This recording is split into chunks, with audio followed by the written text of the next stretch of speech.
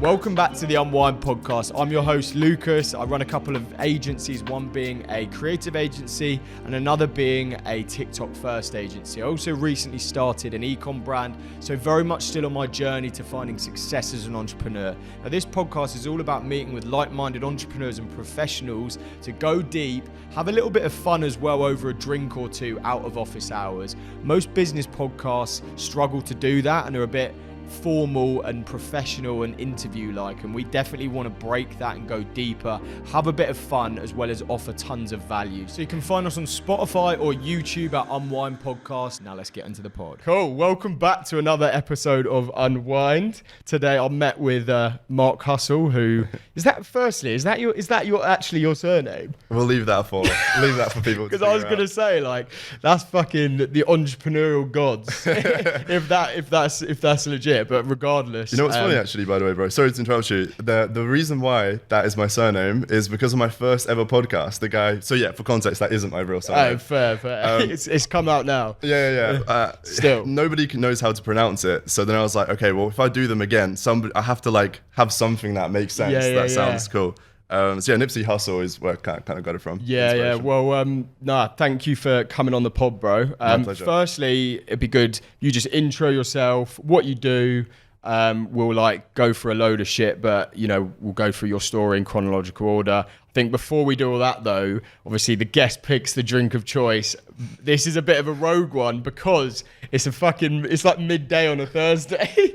And Mark was just like, I'm just gonna bring a drink in, surprise you, and yeah, we're on the bevs midday on a Thursday. So what are we drinking? It's a perfect time for a little Disaronno and peach iced tea.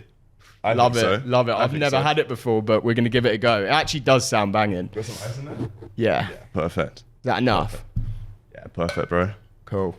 Thing with Disaronno, it just doesn't taste like alcohol at all. Yeah, it is. It was always, when I was younger and I was at parties, it was always my drink of choice. I'd get a Disaronno, and when you would just like walk around a party like with a bottle, like, thinking you were the shit, like you just like buy bottles of Grey Goose and reuse them, and just like put your Smirnoff into the Grey Goose, just walk around a party at like 15 years old. Me and you had the same childhood. Yeah, I feel like a lot of people were like that. The story behind this, by the way. Oh, all right. Maybe we need to go shop actually. We've got some drinks in the back there, to be fair. Yeah. There's actually quite a lot knocking about because of all the episodes. Like, people have different drinks. This is my favourite podcast already. We've got vodka, we've got rum, we've got the lot. The story behind this, by the way, behind peach iced tea, because you were like, what's the story behind it? Pretty simple. We're basically at this house party, and this was the only thing that was left. We had like just any kind of drink that you can imagine.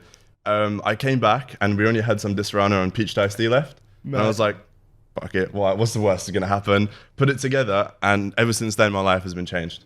Mad. And what, that is just your go-to now? Every party, every motive I go to. The only problem is, if you go abroad, or like if you go to a restaurant or a bar, they don't make this, so it's not like a normal thing. That's the only problem. But if you're at like a motive or like this, try it. Sick. Try it. What's your go-to, by the way? It's a good question. What is my go-to?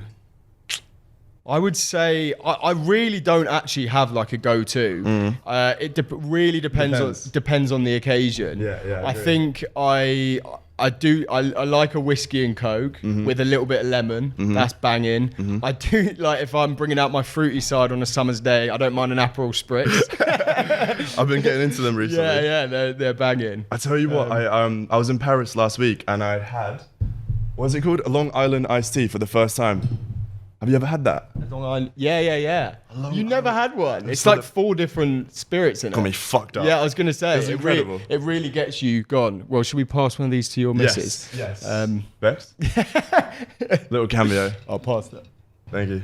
Cool. Wow. Awesome. Cheers, bro. Cheers. Good to have you on. Thank you for having me. My pleasure. Thank you for the drink. You've just obviously come back from holiday as well, haven't you? It was incredible. Can you tell? Oh, that is banging. That's really good. Good. Yeah. I'm so glad you like it. That's really nice. Really nice. Bex was like, what if he doesn't like peach iced tea? Mate, to be honest, it's funny because my girlfriend fucking hates peach, so she really wouldn't have drunk it. So, but yeah, that's really good. That's so refreshing. But yeah, cool. So I guess, yeah, like now, if you could just give a bit of context to what you do, Sure. and then we'll kind of go back to the start, really, your story, and work our way through, and then probably jump in and out of some Sure. topics there. Awesome. Well, I'm a 5-time kickboxing world champion, multi-billionaire. You know, Andrew Tate. Yeah. I've been consuming Mate, his content. he's so funny. It's so funny. No. So my name is Markus Hussle. I run a couple businesses. My main one being a coaching and a consulting business called Adcademy. In essence, what we do is we help people start and scale like an online business. It's evolved a lot. Do you know what's really interesting? Whilst I was in an Uber to here, because I knew obviously that's like, you know, kind of what we're going to start the conversation with. And normally the first question is like, what is it that you do? And it's really difficult because every time I do a podcast, which is only like 3 times, I have a different thing to say each time because it evolves. Maybe perhaps the same as yours. I don't know. For you started paid ads and then you went into content creation? Yeah, exactly. It was more like social media marketing and then went more down the top of funnel brand route. So, So for me, I did start with a marketing agency, then kind of played around with coaching and consulting, found out to be so much more fun, enjoyable, more profitable, a lot easier in every aspect. So I just stuck with that. So now, I just run Adcademy. We have over 22,000 members at the moment. Fucked. That's a lot It's growing of quite members. quick. Yeah, it's growing quite quick. There are 4 coaches, including myself. So it's not just me from my bedroom, like saying, hey, you should probably do this kind of outreach. Bedroom guru. You know, so I'm really, really running the business. It's so far, by the way, we have probably over 300-400 paid customers. It's not cheap. It's 5 figures to enter. But out of the 300 people, we've had basically what we do is we guarantee 2 clients if you join us. And if you don't sign 2 new clients for your business, we're going to give you a full refund. Out of about 300-400 people, we've had to refund 2 people so far. That's so success crazy. rate is pretty good. Better than any university you can fucking find. It's so true, actually. Like, oh, mate, honestly, did you go uni? No, I dropped out in college. We'll get into that, but mate, honestly, 30 grand or whatever it was, I've ended up spending. Yeah. I mean, I was never there for, I said this in a recent podcast, I was never fucking there to learn necessarily. It was more for the experience, but realistically, like for 30k, like it's a lot of money. And like you say, there's things like this out there that ridiculously valuable for like a fraction of the price, and you don't have to waste 3 years going through teaching before you can actually make any money. Correct. I think that's the way forward. I honestly, hand on heart, I really believe in the next 10 years, or maybe 15, probably about 10 years, I honestly believe, and this is no bullshit, like university as we know it right now will not be the same. Yeah. Like I honestly think in the future, it'll kind of be like what I'm doing. Like you'll be learning from somebody who's actually done that certain thing at the time.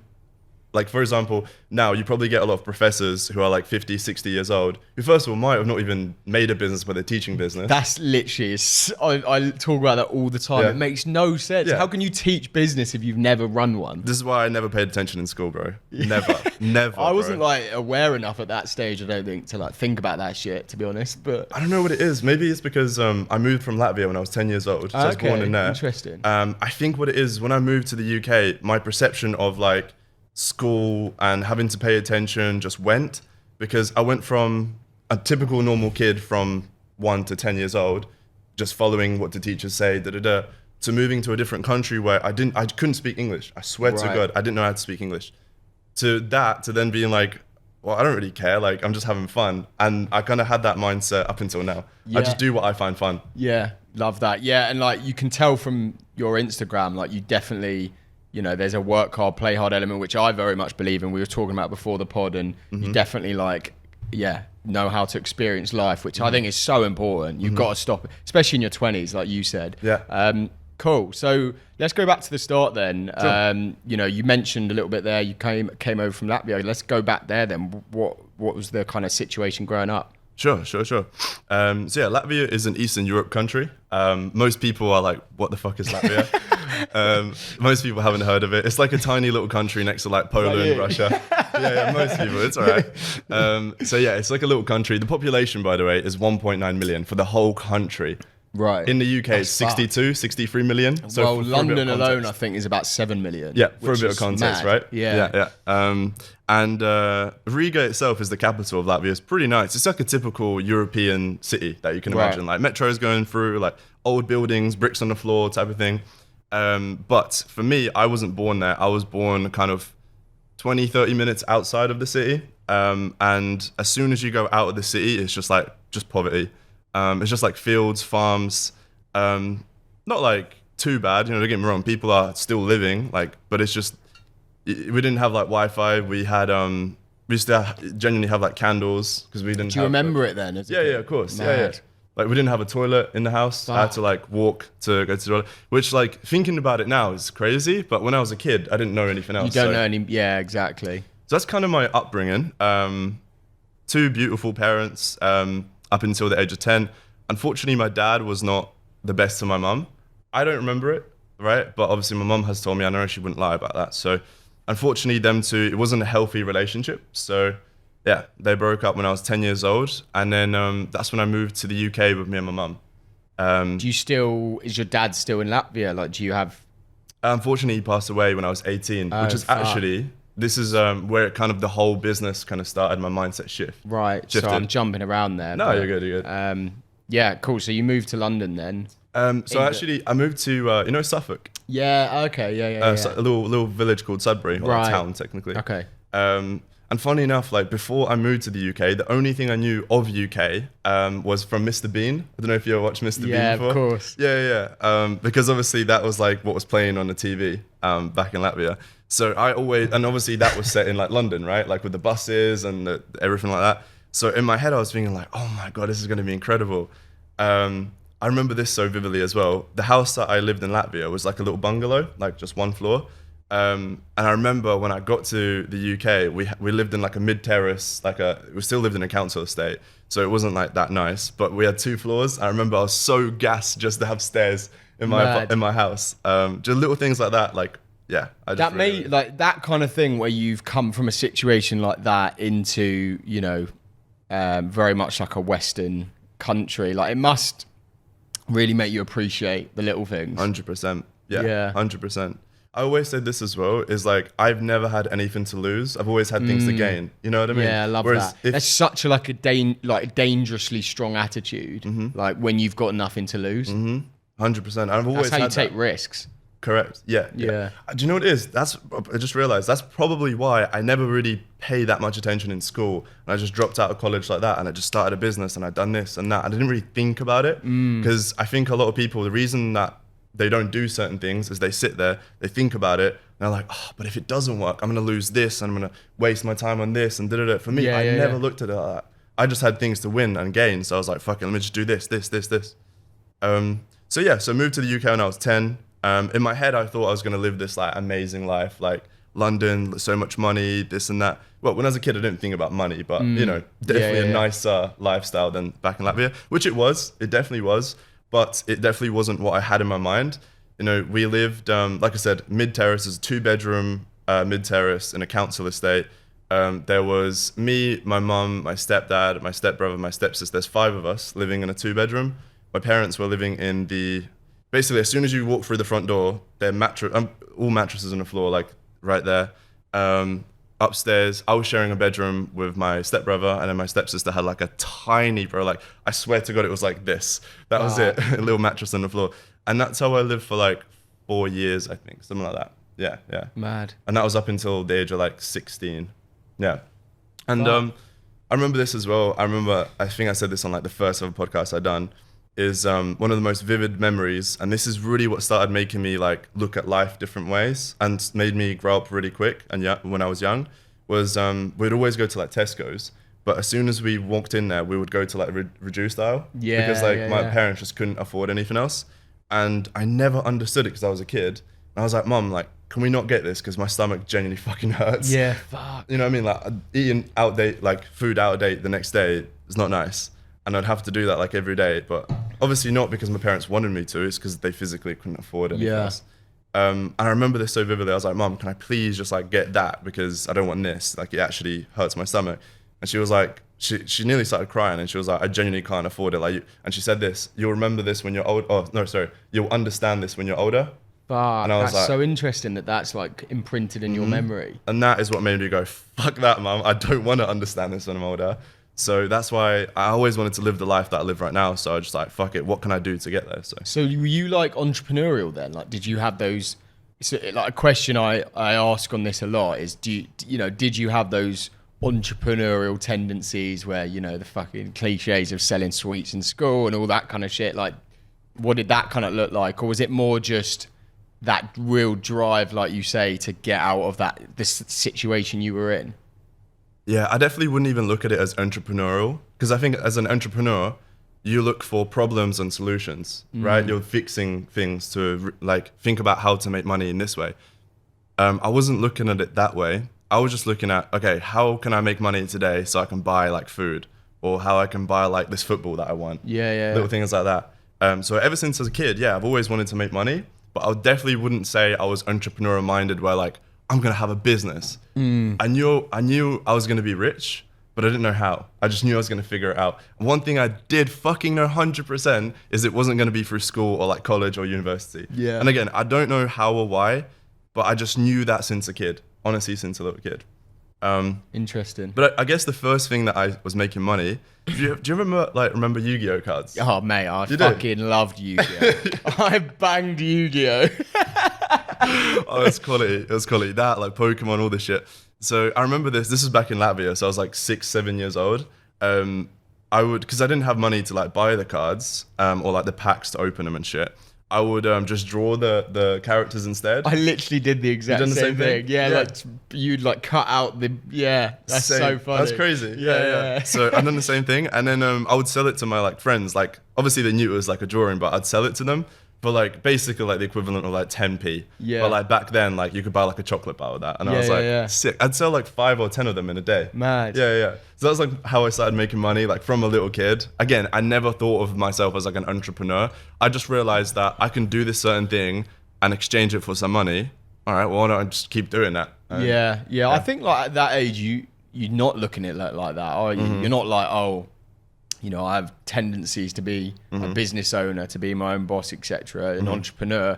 I think, like you say, it's just that inherent desire to solve a problem, or, you know, to do something as well that you love. Like, I remember, you know, I would sell shells on the beach and people like wouldn't fucking buy them, because why would you? It's why would you buy a shell on the beach like when you can just fucking pick it up? Go get it yourself.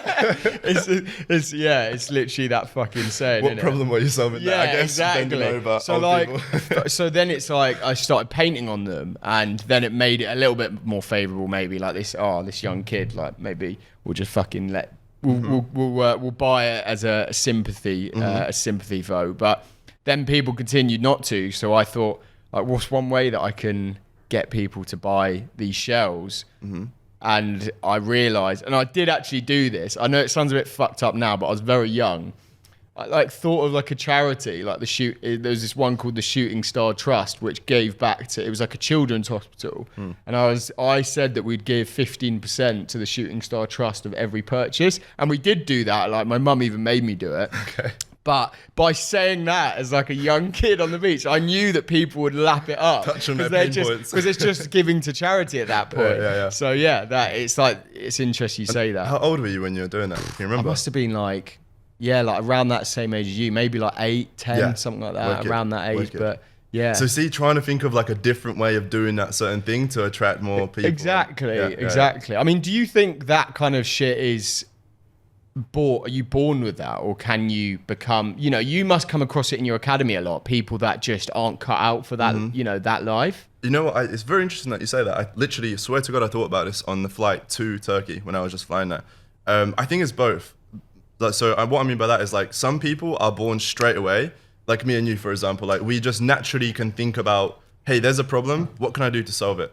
Yeah. But then you get other people that think, hey, here's a problem, oh my God, what do I do? Yeah. I don't know. I'm just gonna give up. I can't do it. And it's like, you got Google, you got YouTube, you got this, ask a friend, this, like you can figure it out. But I think some people are just lazy. I think that's what it is.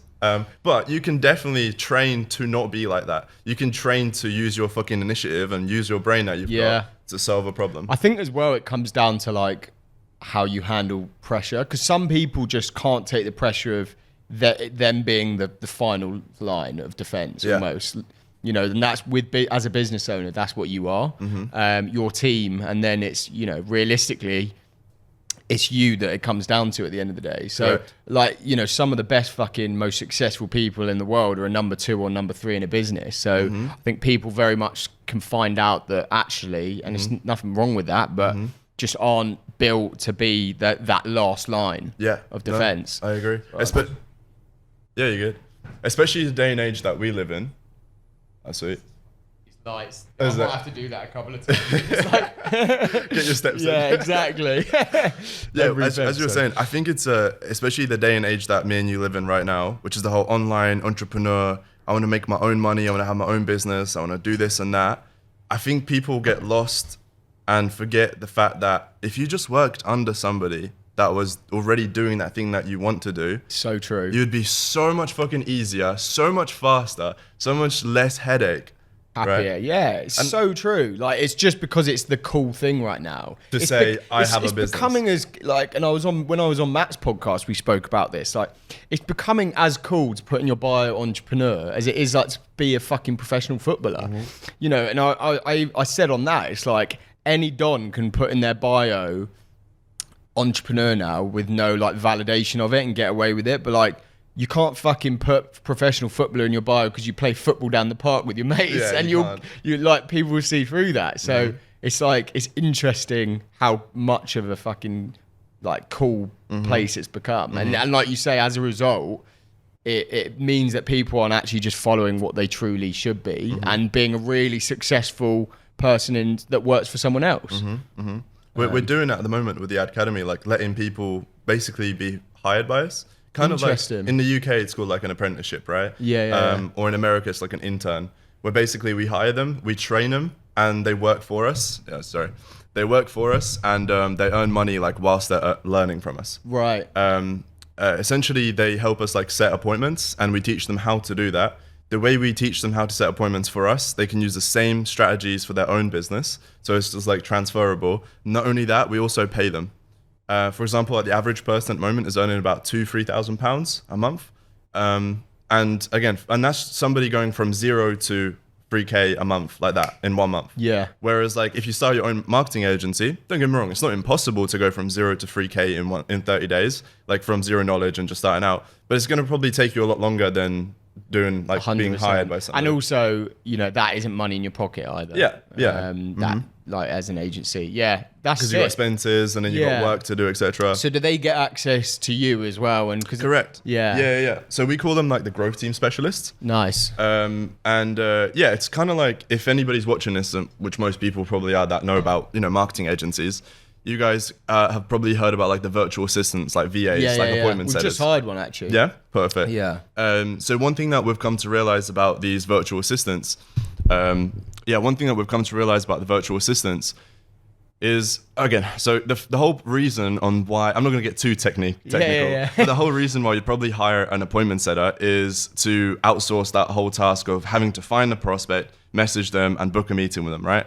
When you get a virtual assistant from overseas where their English isn't their first language, first of all, and second of all, they don't know the industry like me and you do about marketing agencies like SMA, there is a lot of problems that will come across in the first couple of months, which will cost you a lot of fucking time, which is like, first of all, you have to make sure their spellings are right, their English, then you have to make sure they understand your service, where to find your clients, etc., etc. So that in itself creates a fucking problem. So I was like, okay, well, what can we do to kind of get rid of that? Which is, well, why don't we just work with people who are already in like a first world country, like English speaking language, like a USA, Canada or UK, and who already run a marketing agency or who are looking to start one. So then we just hire them, we teach them, and then they set us appointments, they learn from us, and then within a month or two, they fuck off and run their own agency, which is okay. We encourage them to do that. But they get free training, they earn some money. If they want to carry on with us, they can do that as well. Yeah, that's sick. I love that. And yeah, I mean, it is very true with the whole VA.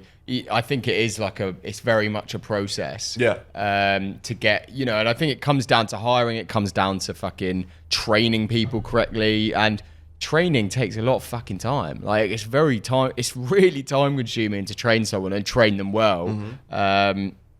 Managing people is the hardest part, bro. Yeah, tell me about it. Just come closer. Yeah. Let me...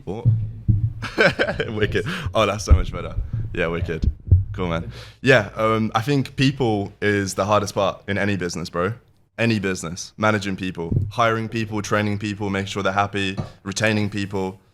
That's it. And, you know, I know we've fucking gone on a massive tangent here, but it's like for me, it's and it's, you know, you're probably the same. You don't fucking get taught how to manage someone. You know, you have to learn that shit as you go. And remember the conversation we were having earlier about if you're just the second person, so not the business owner, if you just work under somebody, you don't have to fucking worry about that. Yeah, you don't have to worry about managing people. You just have to do that one thing, do it really well because it's super easy, and then you just scale it and you make a lot of money and do what you want. You've got realistically a lot less to lose. If it goes wrong, you know, okay, yeah, you may lose your job, but you know, I doubt that would happen. But at the same time, it's not your fucking business. You're not going in the fucking ground. It's an interesting thing. I look at it like that when I had a couple of 9-to-5s until I started my business. So I looked at when I was in my 9-to-5s, I was looking at it the same way what you just said. It's like, sure, I'm gonna give it my best, but if I fuck up, I'm not too worried. Yeah. One thing that I never understood, bro, even to this day, is where people honestly genuinely stress out about their work, like their employment, like job, or like their school or university. I'm like, yes, I understand right now in the moment. Let's just say, for example, you're employed at fucking Starbucks and you're really ill and you're gonna have to miss a day, but you're worried that you're gonna get fired or something.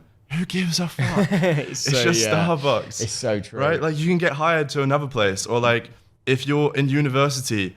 And granted, if this is maybe a little bit different, but if you've been studying for like 3-4 years and like you're really stressing out that you're going to fail, like that's a little bit different. But if you like miss a week or miss a day or miss a lecture, like don't stress the fuck out. Yeah. Life is too short to worry about that one little tiny thing. I agree. You know? And like we have 4 culture pillars in our company that like we try and get our team to just all follow in a sense, and you know it's something we can all align with. And one of them is just fucking don't be afraid to take risks. Like genuinely, it's like don't be afraid to fail. I'd rather you fucking try something. I want to make sure that the team aren't like just in this box where they're just doing their core responsibilities and that's it. Like I want people to be entrepreneurial and in the business be like, okay, I'm going to try this thing. It's a risk, but it could pay off. And if it doesn't pay off, that's sweet. We've learned a massive lesson from it. Like that's how you learn. So I think like instilling that culture as well of fail and fail quickly, you know, learn from it and overcome, I think is big. Because a lot of people are scared to put a foot out of line because they think that, you know, they're gonna get in trouble for it or something. So I think that's really important if any like business owner watching now to like instill that culture. Literally about to say, if anyone's watching this and you have to manage people and you have like employees, do that. Because that increases retention. People want to have the opportunity of like making decisions. Exactly. Because if you're always told what to do and you just follow they're gonna want to leave. But if they feel like they have a sense of power, like, and they have a sense of like, I can make this decision and I can actually change the projection of this business, I kind of like it here. I want to stay here. Right? It's so true. It's so true. Like people, you know, it gives them meaning. It gives them something that they. Yeah, so I can, there's nothing worse in fucking like micromanagement. Like that. Takes too much time as well. Yeah, exactly. So, all right. So, yeah, we took a massive detour there, but it's all good. It's all this is why I love these podcasts. Yeah, exactly. Just having a chat. Exactly. And the more you drink, the more it goes off. But so where do we get to then? So, you know, you came to England. That you had this situation where you're buying from the reduced section, kind of gave you that idea that fuck this, I don't want this to be our life. Talk a bit, let's go forward a few years then to like college, you dropping out. What happened there, and then what were the next steps? So from that time when we started going to like the reduced aisle, that's when I first realized that I don't want to live like how I've lived. Like I don't want my childhood to be the same for my adulthood. That's when I realized it, but I didn't take action because I was only like 14 or something at that point, right? I moved to the UK when I was 10, and so I was probably around 14 at that point. But I never took action because I didn't know what to do. So I was just in school. Never enjoyed school, probably because I didn't fucking understand it. Instead of doing, if you're wondering as well, by the way, like how's I sound, some people say I sound English, or some people say I sound you've got a twang, like a very slight twang. Yeah. Some people say I sound like I'm from South Africa, like Cape Town or something. Yeah, I can see that. But yeah, so in school, instead of doing like science and PE, I would do extra English lessons. So that's how I picked it up from a kid. Anyway, so I never really paid attention in school. I swear to God, I have never revised once for no exams. I think I I don't have like any GCSEs. I just didn't pay attention. I swear to God, I couldn't give two shits about school. Again, I don't know how or why, but I just knew it from a little kid that I wouldn't need it. I wouldn't need to like actually care about it. Actually, this is the first time I thought about this. My first ever job, my first ever 9 to 5 was probably when I was 15. My stepsister, she's a bit older than me. She must have been like 20 at this point. She got promoted to a manager at Prezzo's. This is like a pizza place like in the UK, or like an Italian place. And so she was a manager, and then she hired me to like be a waiter and like clean and dishes and stuff. So since like 14, 15, I was already making money that way. That's my first 9 to 5. And I think maybe because of that, that's what made me really go, do you know what? I'm not going to pay attention to exams or anything because I'm already making money. This stuff is boring to me. I don't enjoy it. I don't understand it either. Fuck it. So maybe because of that. So in school, didn't pay attention one bit. The only one that I done decent in, I think I got an A* in, was photography and like media. I think it was media and photography. So I always enjoyed kind of the creative side of things in life, you know? So because that was the only thing that I done decent in, that's what I done in college. Right. And so I done 1 year in, I think it's called interactive media, level 3 or some shit. Basically I made some videos, edited them. That was my final project. Cool. And then again, I knew after college you'd have to go to university, which I knew I didn't want to go. Number one, I didn't want to go. Number two, we definitely didn't have the money for it. Yes, you can get a loan or whatever, but so I knew I didn't want to go uni, and I was like, so when can I drop out? I remember this, I asked this to my teacher. I was like, so when can I drop out? He was like, after the first year, technically, you can drop out. I was like, cool, see ya. And I never, do you know what's mad as well? I don't know, maybe you're not even meant to do it, but I never signed no paper. I just didn't turn up. It's true, actually. I don't remember signing anything. Did you do the same thing as well? After I finished? Well, wasn't it, didn't you legally have to be 18. there?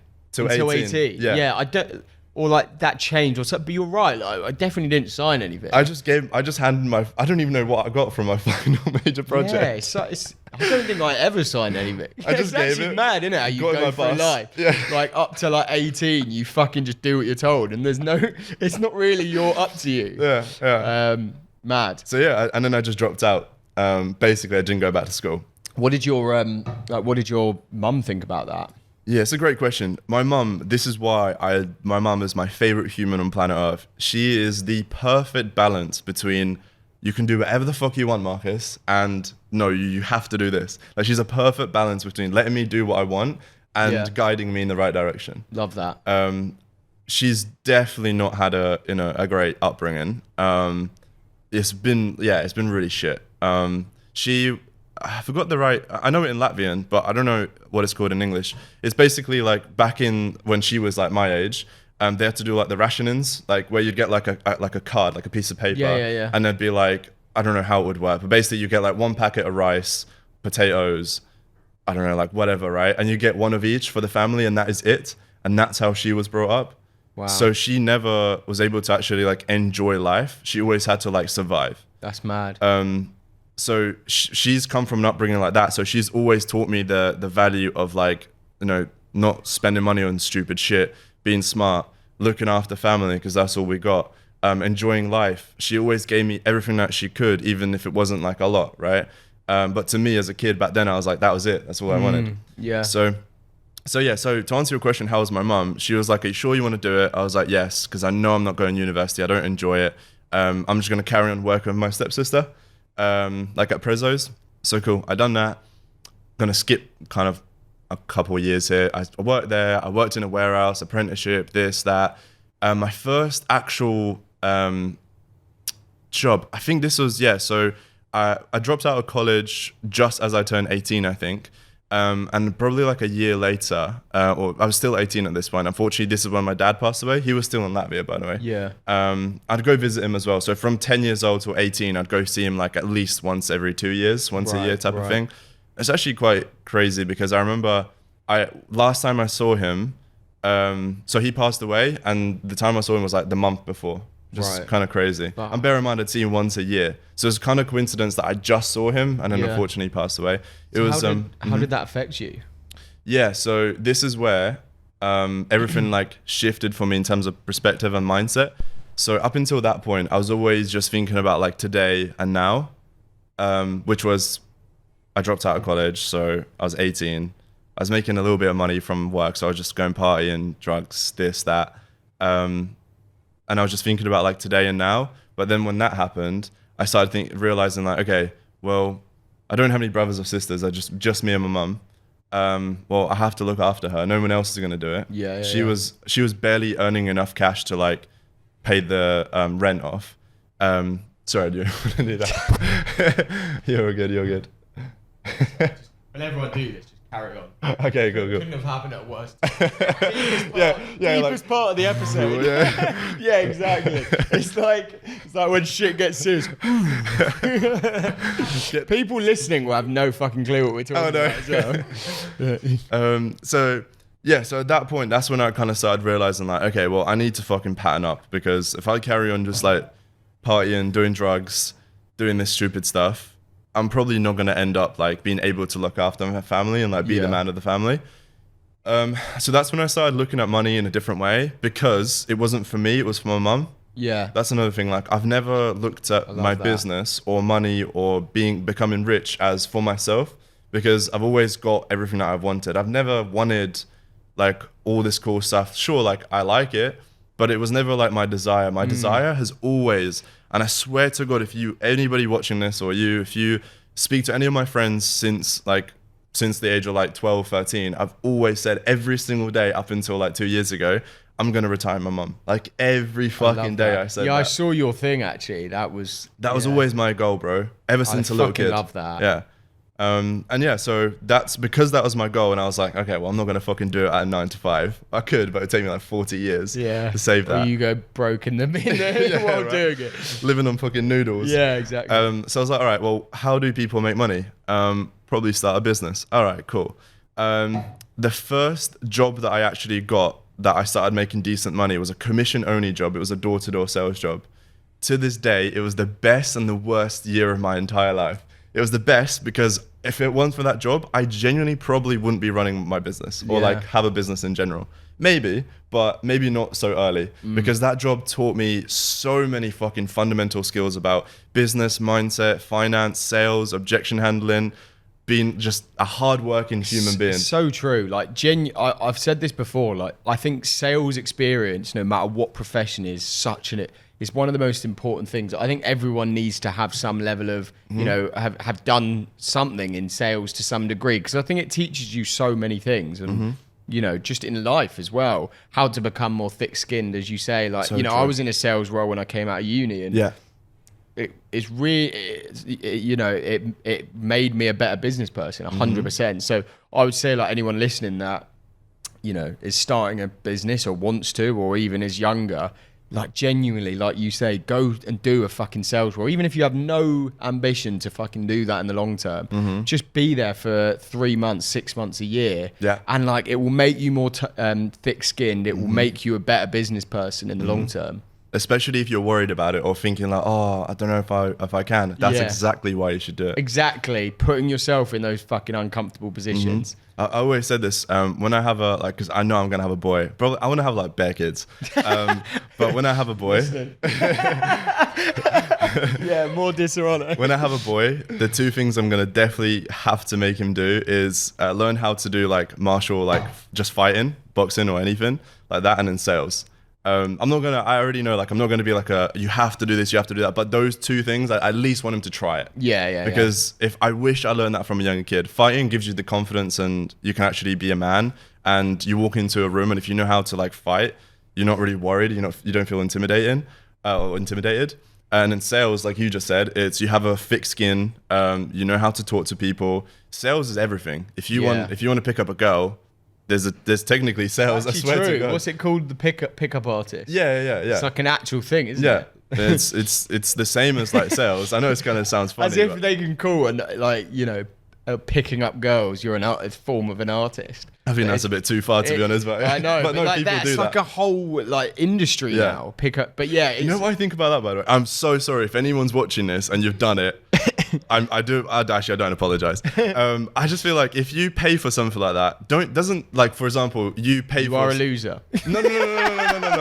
Oh, wait. No. What I was gonna say was, if you pay for something like that, doesn't that automatically in your mind actually confirm in your mind that you need help to pick up girls, therefore makes it harder for you.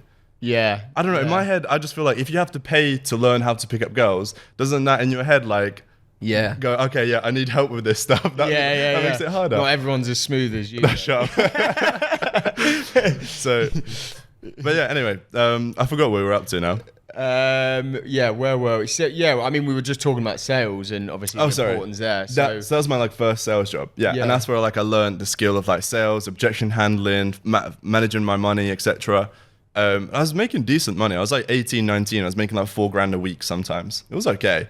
Long story short, I'd done that for a year. I learned a lot. The reason why I quit, the reason why I left, wasn't because I was shit at it or I didn't enjoy it. It was genuinely because there was like levels to get promoted, and the owner of the office, he or she has the say on who gets promoted or not. Right. And there's certain goals and criteria that you have to hit, and I would hit it every single week, which is like a number amount of sales and hires and all this bullshit.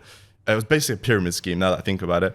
Long story short, I was hitting all the goals and everything, but I still wasn't being promoted. Right. Reason being is because if I get promoted, I make more money. The business owner of the office makes less because I get more of a percentage. Right. So it's in their best benefit to keep me at the level I am. Because once I get promoted, I make more percentage, I hire people on my office, and then I move out and I start my own office. That's the whole point of it. Yeah, makes sense. And they just wouldn't promote me like, on purpose. At first, I thought it was like a coincidence, whatever, and I had a chat with him, and I was like, what the fuck's going wrong? And yeah, so I was like, all right, this is bullshit. So I just quit that. Again, this goes back to like, I always do what I want to do. If I don't want to do something, and if I feel like I'm being fucked over, I'm gone. Yeah, you know what I mean? It comes down to like fucking knowing your worth as well. I think it's so important. That's it, man. Like even recently, funnily enough, actually, I've just started a new series on this podcast called "When Shit Hits the Fan." Yeah. Because I'm literally going to put a 15-minute episode up every time something goes fucked in my business. Because I feel like and just talk about what is going badly right now and how we're trying to overcome it. Because people don't talk about the bad stuff. For a start, I've completely lost my train of thought. No, there's so many bad stuff in entrepreneurship. Yeah, people don't talk about that shit. What was your point again? Sorry, before that, completely lost my train of thought. Well, the last thing I was talking about was the door-to-door job and the reason why I quit. Yeah. I think the point was that like you know your worth. Like if you don't want to do something, that's it. Yeah. So sorry, yeah. So brings me back to that. This run I was hitting. So the 15 basically was. We have a client that was bringing in like 15k a month to the business, which isn't going to fucking end us if that's not there, but it's definitely a small step back. And the way he treated us was fucked. And no, we're not going to be held accountable. We're not going to be at the mercy of any client really. So we kind of got rid of him as a client. And I think it comes down to what you just said, knowing your worth and knowing how you want to be treated, and no money, no anything should get in the way of that, you know. And that's clearly like something that you've pushed through your whole life. Yeah, 100%. Where have you always had that, do you reckon? Like knowing your worth? No, like not at all. I used to be like a bitch for my clients, and that's probably going to get everyone. fucking No, me clipped. too. When you But first start, it's true. When you first start, you just want to do everything. You're so can, like right? new to it, and you're like, I'll do this. But you probably say this in your academy, but like the biggest advice is just don't be at the mercy of your clients because they'll walk all over you. Yeah. And they're going to try and get everything they can off you, And I've got a great relationship with like almost all of my clients now. It was almost the last toxic one that was left. And we've had them in the past. And it takes a lot to like take the money out of the equation because you're just looking at that money and what that's bringing in. But then when you look at the ROI of you as a person and like how that's affecting your mental health and how like as a business owner, the reason you start a business is so you can't be spoken to like that as well. It's like one of the reasons, right? So I think, it's a difficult one to overcome and it definitely takes time. And I think as well, it takes stability. Like when you've got a stable business that's doing well, it's far easier to then be like, fuck this client. I don't need them when they're talking to us like this. But I have a lot of your community, a lot of people in your community and people that are just starting their agencies. It's a lot harder to do that when you've only got 2 or 3 clients. Yeah. It's really hard. And I don't even necessarily know what the right answer is there, whether the right answer is to get rid of them or not when you are at that level. But I think, to be honest, it comes down to mental health. I think it's one of the most important things. And you got to enjoy it. Exactly. If it's come to a stage where it really is affecting that mental health, I think you got to move on. You know what it is as well? For everybody watching this who are starting out or looking to start out, it's always going to be the small paying fuckers that are going to be the pain in the ass. Yeah. Because to somebody, if they have to think about spending £500, that means £500 is a lot of money to them. So true. That means they're going to want to make the most out of that £500. That means they're going to be on your ass on a Sunday at 4 a.m. Why isn't this done? Can I get this? Can I get that? So true. Like the first corporate client we signed, who's like a big betting company in global betting company. We signed them and it was like quite intimidating at first. He's actually like the guy who heads up the UK division. We've become quite close, but at first it was like quite a big thing, It was like, we've just signed this huge client. They're going to be quite hard to deal with. It was like it was the weirdest thing going from a place where you're working with these small clients to that big client, how much easier it was working at people that, can afford the services. And really appreciate that you are the expert. It's interesting. It's so true, bro. Because when you're paying a higher ticket, you expect them to just know what the fuck they're doing. Exactly. So they leave you to... Exactly. You're respecting them enough to pay them a high ticket price that you know that they're the expert and you let them get on with it. And it's vice versa. Somebody that pays you £500 compared to... And I mean, personally, like sometimes I say like, I don't want to admit this, but it's true. Somebody that pays me £500 compared to somebody that pays me 10 grand, I'm going to put more effort and energy into somebody that pays me 10 grand than 500. I don't fucking care what you think. It's just business. It's true. That's just how it is. So it's both ways, Go on. No, I was sorry to interrupt, but I was just on that point. There is that saying, and mate, it comes down to everything. We used to fucking cheap out on all the kit we'd buy for our shoots, all this, and it would just break within a week. There's that saying, buy cheap, buy twice. It comes down to everything, like service, products, like, it's very true. If you are cheaping out on a service or a product, it's most likely not going to be great. When clients are like, oh, but I've spoken to this person and their price is like 200 quid. Do. Yeah. Like, go on then, have fun. Exactly. to good luck. Cool. Should we go back to... So you were, obviously we're talking... The door-to-door job. Door-to-door, yeah. So I quit that after 1 year. It was honestly incredible. I learned so fucking much. The reason why I said I loved it and hated it because of the whole reason why I quit. Because it was very like, you are your own boss, but you're really not. Like, you're really not at the same time. You are self-employed. It's commission only, so you make your own money. But at the same time, there's so many like little things that are just dodgy and fucked up. Yeah. So anyway, I quit that. Now, I quit that. My pops passed away. I'm like, just me and my mum were living in like, me and my mum, my stepdad and my stepbrother, stepsister. I wasn't really doing much. Wasn't really making money. And at this point I was like, right, at this point now I understand the value of money and how to make money. I have pretty decent English. What can I do? And I remember this so vividly as well. Me and my mum, we're walking, we're doing like shopping or whatever. And she was like, well, what are you going to do? Because at this point I was like sitting at home for a week, just on my ass doing fuck all. She was like, well, what are you going to do? Like, you have to do something. And I was like, yeah, I really don't want like a job because I just don't enjoy it, this and that, blah, blah, blah. And she was like, all right, well, why don't you like do something that you enjoy doing? I'm like, all right, cool. That sounds like a good idea. She was like, so what is it? Like, what do you enjoy doing? Like, what's your hobbies? And I was like, I don't really fucking have any. I swear to God, all I would do is like either go party or play my like PlayStation or go gym. And I was like, pretty normal, I think, for that age. I guess, yeah. And I was like, all right, fair enough. Maybe gym. Like, she was like, well, why don't you do something with gym? Why don't you become like a personal trainer? Because I really enjoy like the gym, eating healthy, this and that. And I was like, all right, sounds like a good idea. Again, long story short, I paid for this course online. It was like 400-500 quid, which is like all this money I had basically back then, like the savings. It ended up being a scam. It wasn't actually like, they didn't give me a qualification at the end of it. So I wasted money on that. But I really believe, this is why I got this tattoo, butterfly effect. It's like, the reason for one thing is because of this certain thing happens and then et cetera, et cetera. But if this one thing never happened, this would never happen. Such a believer in right? I must have spoken about the butterfly effect about 3-4 times in this podcast. Yeah. Yeah. So true. Ripple effect, butterfly effect, whatever you want to call it. Yeah. It's not even do you believe it or not. Like, it's a thing. Do you understand it? Do you understand it? Exactly. I mean? And that's why I think it's so important to put yourself out there, because, you know, whether it be networking with certain people, like doing that thing that makes you really uncomfortable, because when you stay in your safety zone, it's very hard to impact the butterfly effect in a sense, because, you know, you're doing the same thing. You're doing the same shit. So, you know, I'm such a believer in that. You know, there's certain things that I did on my journey where if I didn't put myself out of the comfort zone and speak to that person who became a friend, who then introduced me to this person and linked to this and that, you know, it would never have happened. So I'm such a believer in that. And it's really hard to navigate. And if you overthink it, it's like, God, I could fucking change anything I do. Like, we're getting philosophical now, but no, it's mad, isn't it? You could speak so to that true. one person over there who you would never have spoken to before, and you're potentially stopping a path of your life happening by not speaking to them, who might have been, you know, a CEO of X and introduce, or his mate's a owner of this that could help you with Y, and then it, you know, leads you to meet your new business. You know, it's fucked, and that you're just cancelling a potential path.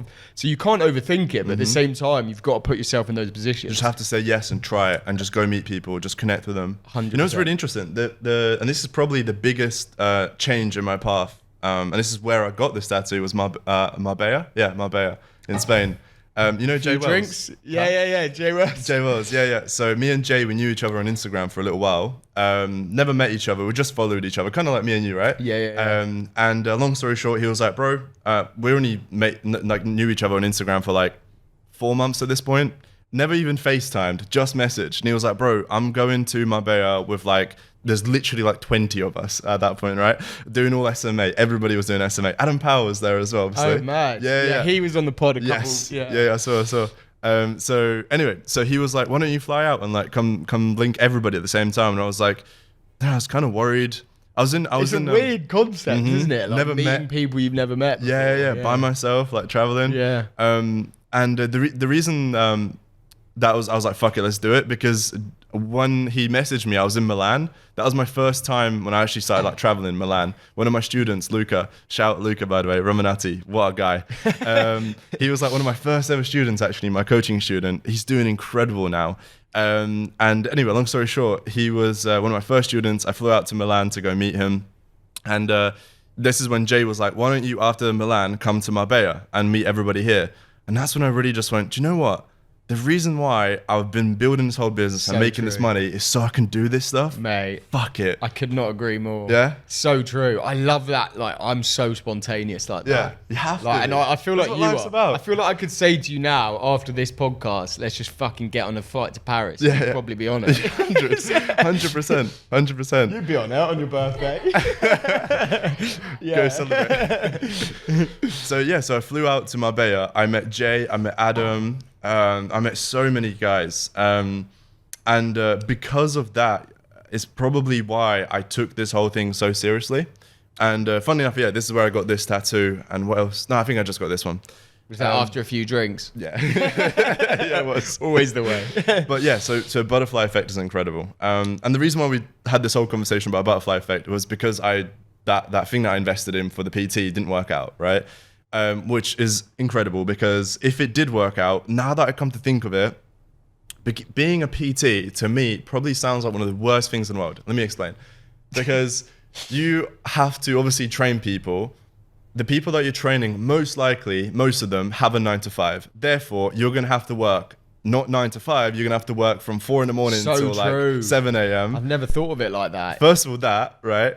Second of all, your job, like, you have homework to do. You have to fucking make their plans. You have to make their workouts. You have to always be there. You have to be energetic. You have to follow up with people. You have to keep people accountable. To me, and you have to wear gym clothes 24/7. I mean, that's not that bad. I also think when you're fucking, say you get in, the reason you get into becoming a PT is because you're passionate about fitness, right? But then when that becomes your job and you're literally in the gym for 12 hours a day, hate it. I would fucking hate it. I would hate hate the idea of being in a gym because firstly, I'm there, I'm not even working out. I'm just watching someone work Sweaty people 24/7. Like you would just grow to like hate that thing that you, and it kind of like goes against that whole idea of what we were saying earlier of like do what you love. Yeah. But in that case, I get it. Yeah. Maybe if you're an online PT, that would probably be more. And to be fair, like who the fuck are we to say? Like people probably love it, but. Oh, just me personally. And me. Like I completely agree. So that didn't work out. So I was like, all right, well, fuck. What else do I like enjoy or have a hobby? I like fashion. I really enjoy it. I'm gonna have a clothing brand when I'm older, 100%. The goal is 5 years, have 5 mil liquid, start a clothing brand. You know, like Yalir, how something like that, where they don't really have a face to it. Like when I say Yalir, do you know the owner? Yeah. Or do you like you know his face? No. Yeah. I kind of just want to be like. Yeah, I like that. It's like that mysterious. Yeah. Well, I just don't want I don't want to be sitting in a restaurant with my mum having like some peaceful like time. Somebody coming up to me like, yo, let me take this out. Yeah. So you like that idea of being famous? No. Mate, and it's really interesting because it goes against everything that I'm doing, like including literally right now, like sharing my story and everything. You got it to a certain extent. The business I do right now, I have to. Yeah. It's like on that point though, it really hit home that I always wanted to be famous when I was younger. Like when I was really young, when I was younger, it went from being I wanted to be a TV presenter to being a director, like a film director. Ended up being one form of director, not a film director, but close. Yeah.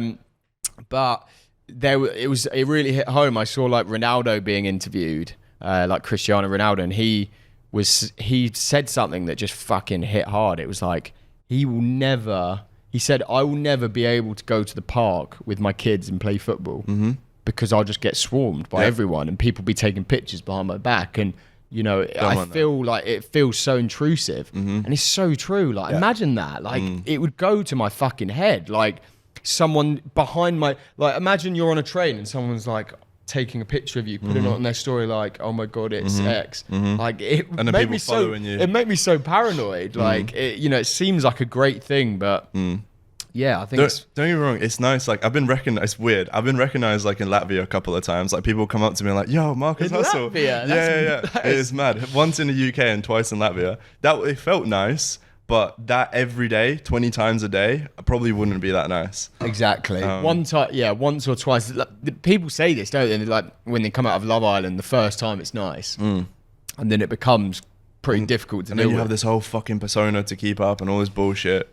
And you can't go out with your mates and get fucked up anymore because everything is going to be recorded. Yeah, that's very true. That's very true. If you're like, a bit mashed up in a club, when no one knows who you are, like no one's fucking, no one gives a shit. Yeah, this is it.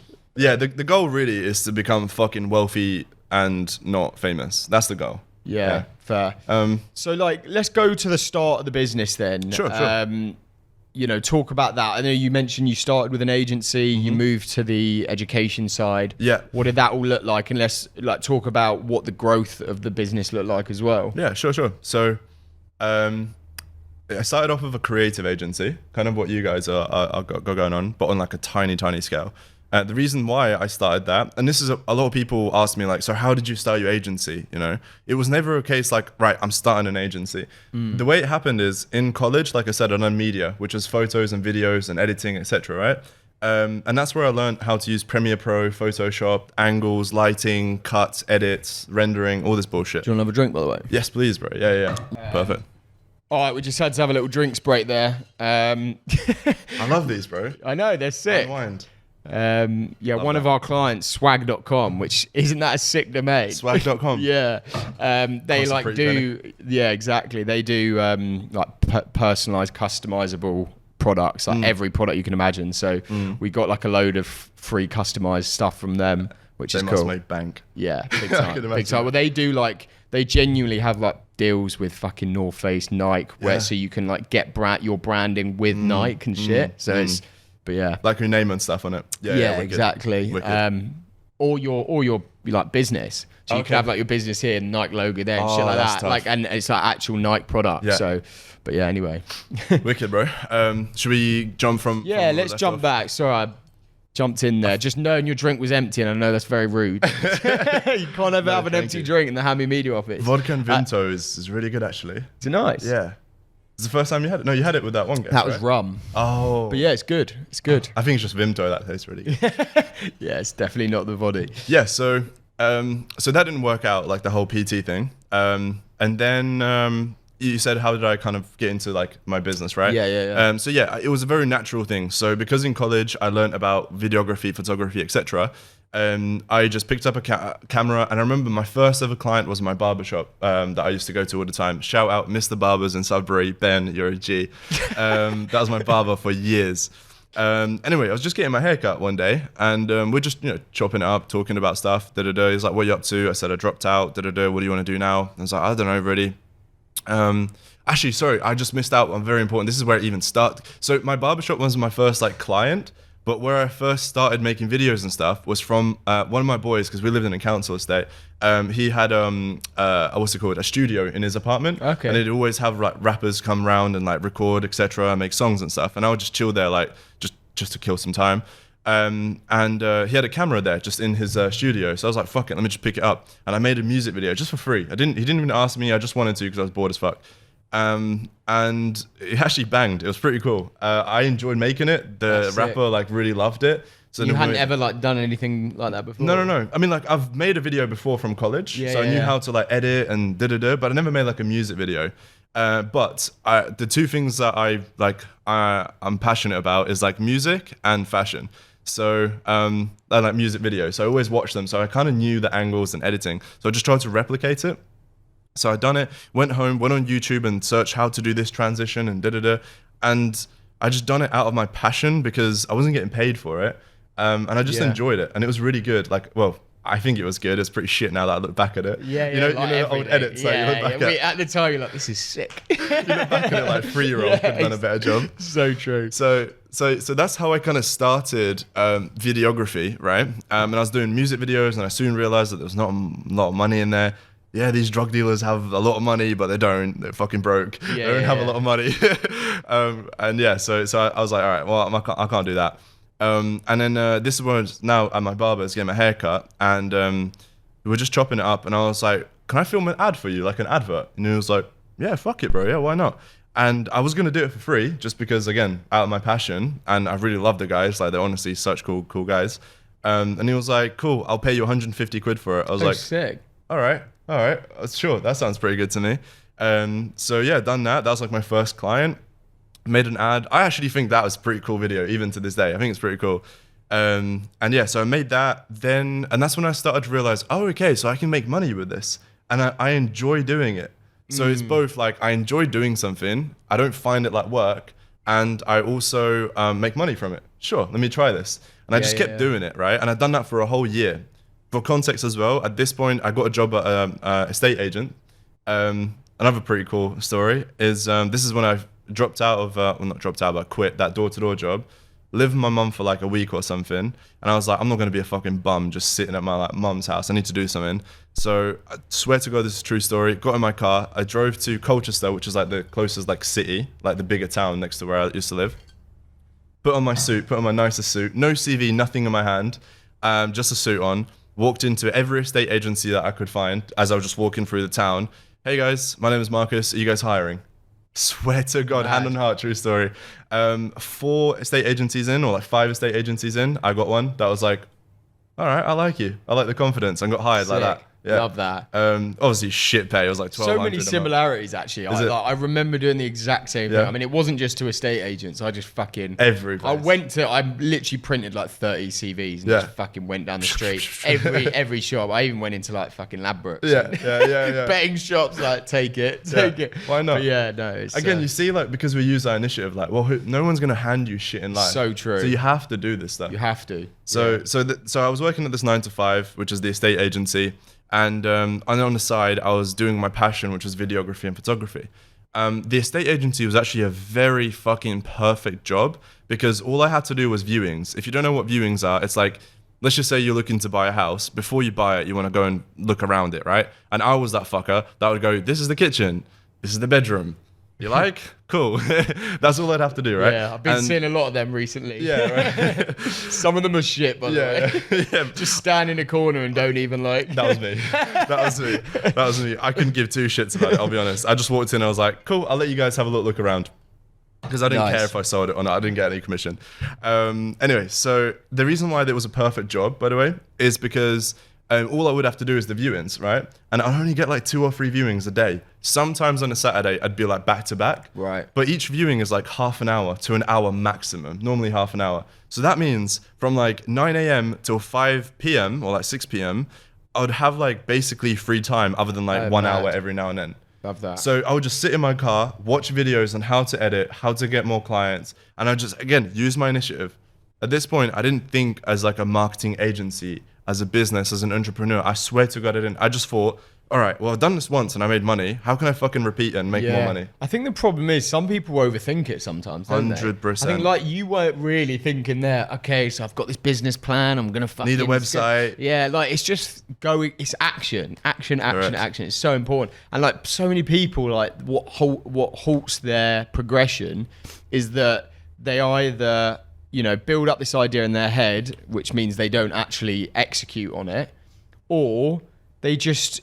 learn, like they do too much learning and don't actually, people, they're reading books, they're watching YouTube videos, they're doing loads of courses and not actually then going and doing it. So I think it was Andrew Tate that said this. I think it was him. I can't remember word for word, but the concept was like there's like really stupid people and really smart people. Really stupid people are the ones that get successful. Really smart people are the ones that get really successful. The people in the middle are the fucking idiots that just sit there, don't take action, and they just learn. Yeah. The learning never ends. Yeah, we were saying this on the last podcast. I had a call with my mate the other day who's a day trader. He day trades and he's a web developer for us as well, like when he's outside of the, when the market's open in America.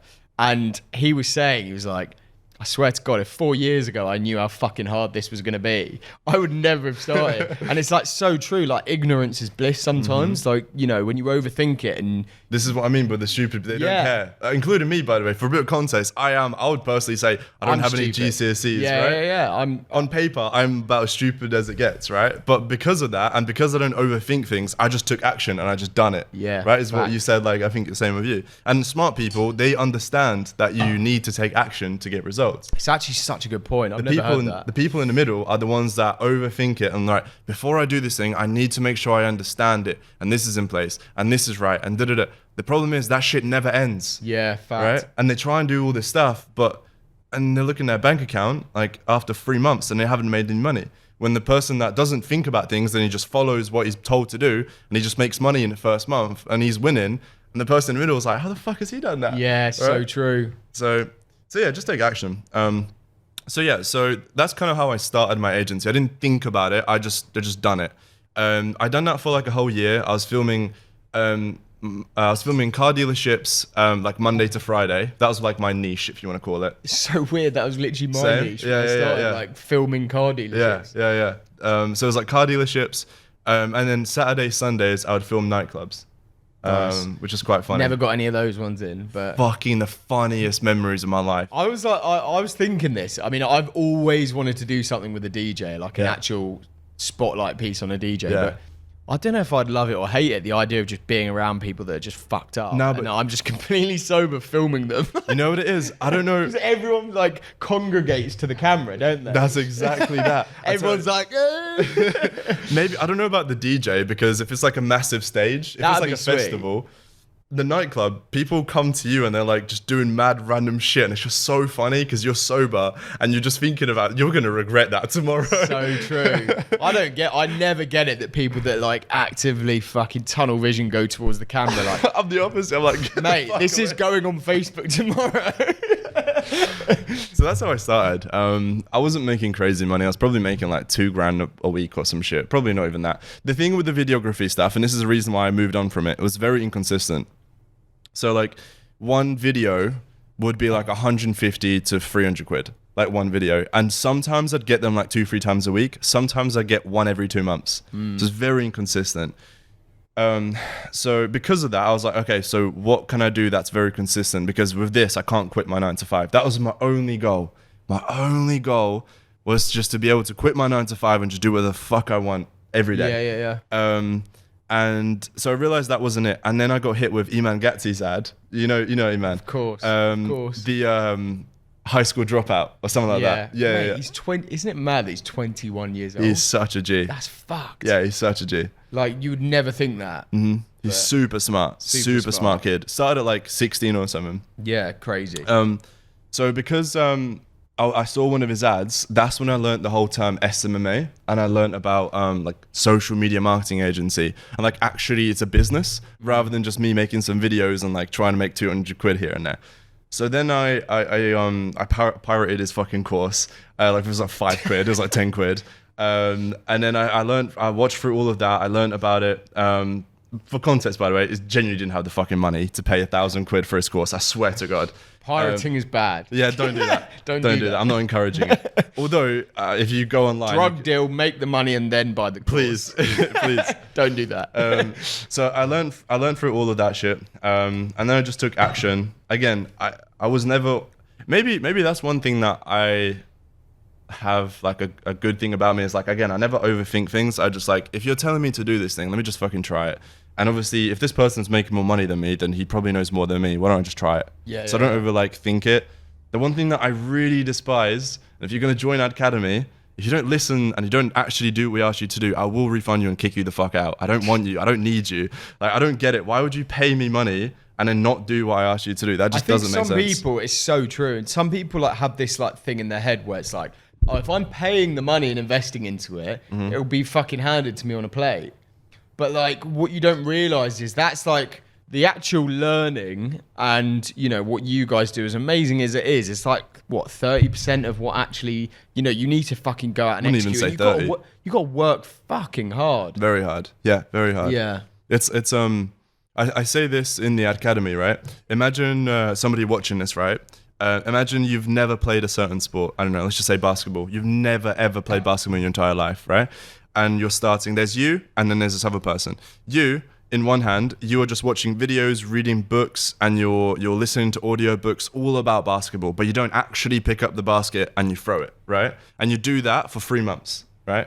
Then this other person, they don't even listen to anything. All they do for 3 months every day is pick up the basketball and just fucking throw it. Yeah. After 3 months, who do you think is going to be better, right? So you have to take action. You actually have to do the certain thing that you're learning about or trying to fucking learn about, you know? Yeah, Otherwise, I'm like a learner by doing. Like I mean, I fucking love courses. I mean, I did Jordan Platten's course, and then again, the butterfly effect. Imagine if you never done that. Right? Yeah, it's mad. Well, like we're now fucking good mates. Like I'd say he's in the space like one of my best mates. You know, we do a lot together. You know.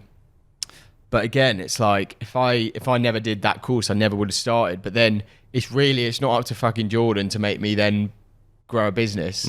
It's then you're given the tools. It's like you could be given a fucking screwdriver. Yeah. If you don't if you don't actually, I don't know what to fucking do with a screwdriver. Screw like, it, I guess. Nail it. Screw it into a wall. Then it's not going to do anything. Yeah, correct.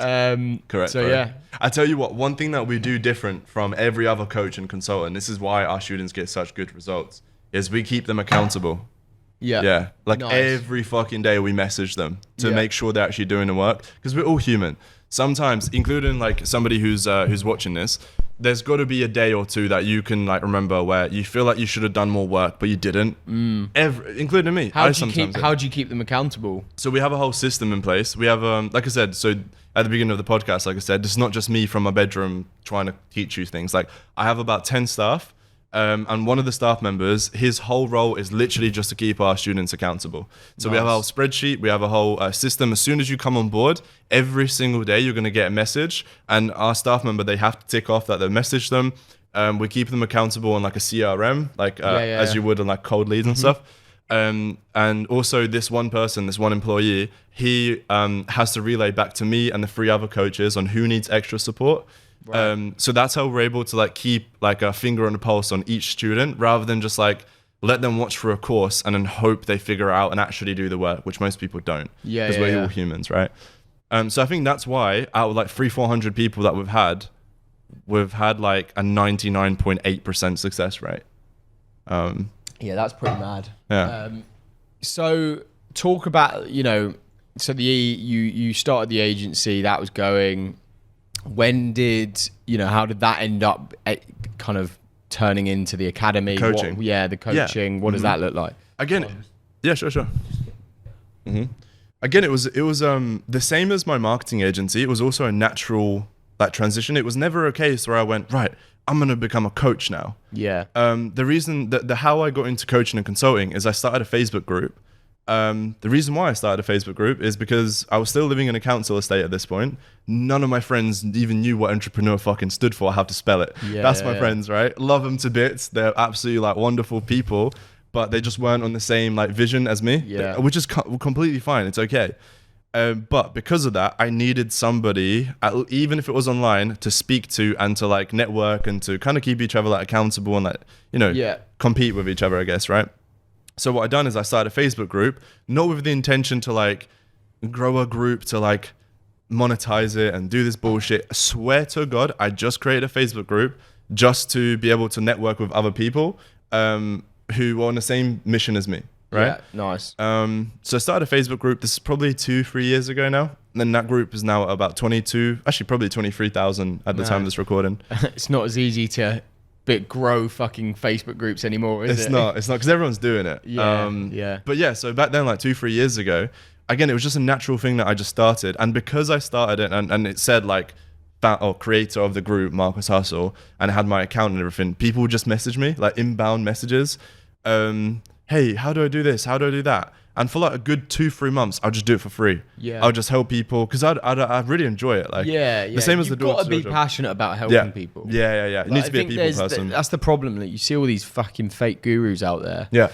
A lot of them, they're doing it for the money, and they're not actually passionate about, helping other people. And I think when that kind of, you see through that very quickly. 100%. It's not only that, like you can see as a person, I think also statistically, or like not even statistically, what was the word?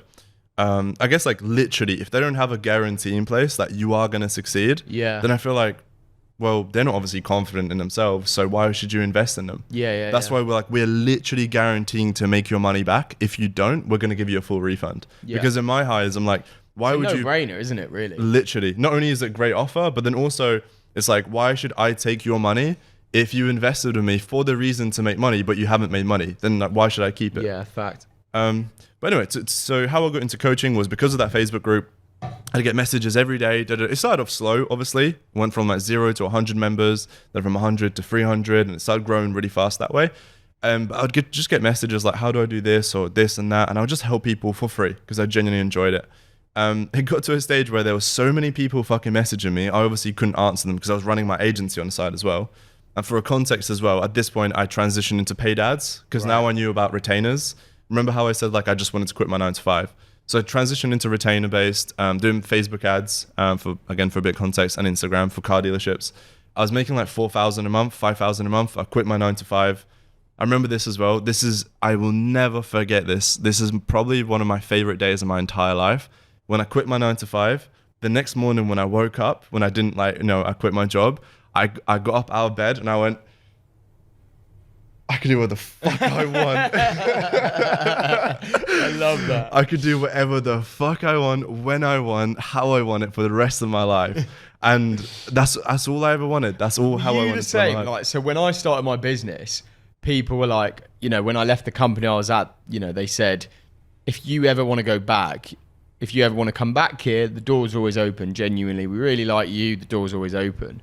And I remember thinking, like, the worst thing you can do when you make that jump is having one eye back. Like, I can always go back there. Like, I feel like when I fucking did it and I just made the jump and made the decision to be my own boss, after a couple of weeks, I realized I can't ever go back to working for someone else again. Not that that's a bad thing, it's not a bad thing at all. But for me, I knew it was so like in my veins by that point that I could never go back. Like no matter what, I will make it fucking work. You just made the decision and you're going to have to stick with it. Yeah, and I'll make it happen. I feel like if you make that jump, you know, you And that's should. the hardest part, by the way. That is the hardest part, 100%. But if it really is you, and you're not just doing it because it's cool to be an entrepreneur, you'll realize in those first few weeks, like, you are made to do this, and you'll never kind of answer to anyone again. Completely agree. I couldn't imagine that. I'm the type of person as well, same as what you said, but I'm the type of person like to not have a plan B ever in any situation.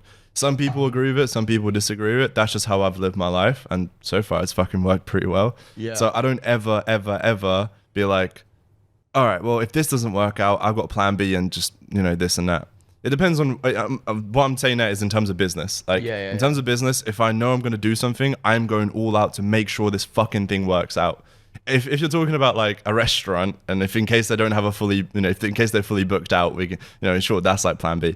But in terms of business, you know, if I'm going to say I'm going to do something, I have to fucking do it. Otherwise I'm lying to myself, and you can't do that.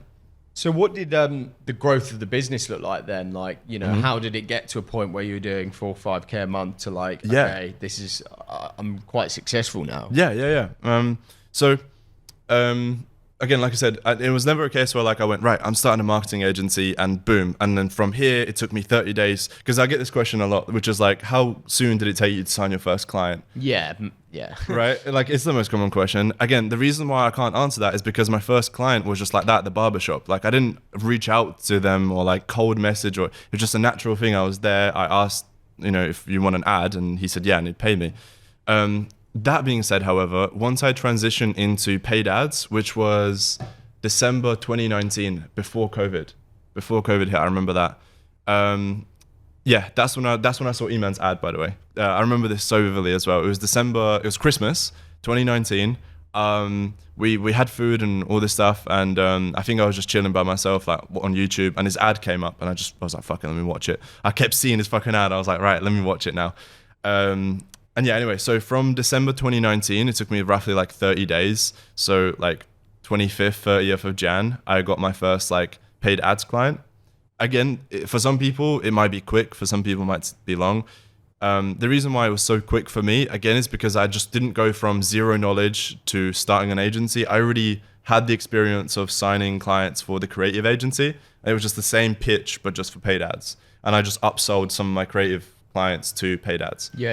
So, and it took me, well, I was already doing like 2,000-3,000 a month with the creative agency.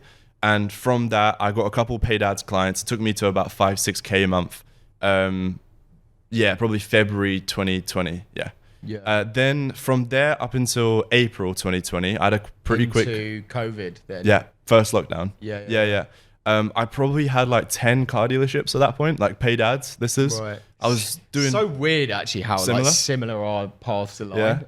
Very, very strange. I just thought you might be the same. I just thought, what am I passionate about? Cars. All right, cool. Let me just work with car dealerships. The same for you? Yeah, very much. And to be fair, like as well, where I worked previously, I worked a lot with car dealerships there and tuning companies. So I was just like, use the same language. It's the low hanging fruit. Why not? After what I know. Like leverage that. I think that's a big thing. Leverage your unfair advantage. So like if you in your previous role you worked with a certain niche, when you start your agency, fucking say I'm an expert in this niche because I've been working in that industry for X amount of years.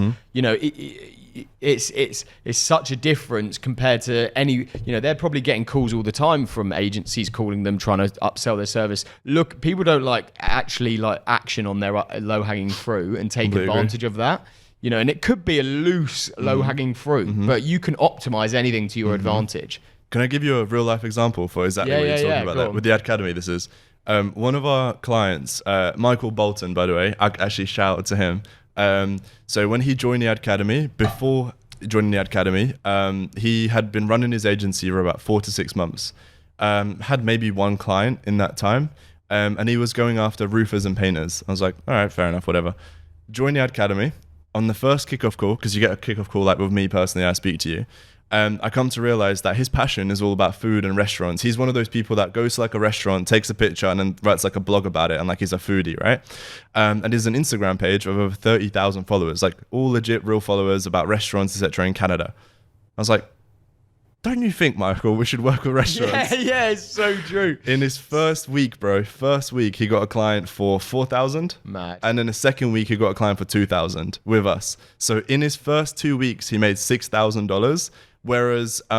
Whereas 6 months before that, it took him like 6 months to make 1,000. Yeah. And again, that's not, just so you guys, I don't want anybody to watch this and be like, oh my God, Markus has the secret sauce, or like he's a god at this. No, like I just listen to what you guys know and like what you guys have, like your low hanging fruit, like your advantage. And I just make sure that you understand it and why you should use that. And then I help you execute it. So I just helped him. I said, bro, put this story up on your Instagram. Boom, he got like 20 DMs from restaurants, sign up 2 of them in the first 2 weeks. Yeah, it's like people don't, it's like literally in your face, but some, when you're in your own trench, it's hard to fucking see that shit. Yeah. You need someone to just point that out.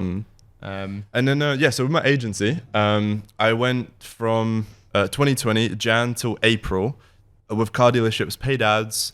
I'll be honest, I can't remember exactly. It was roughly about 12,000, 13,000 a month, pounds, which is the most per month. This is the most money I've ever made in my life, like per month. Time. So it was really good. It was fantastic. And then lockdown happened, first ever lockdown in the UK, at least in April 2020. I lost all of my clients. They went on pause, which I knew this was shit hit the fan. It's literally the exact same as me. Yeah.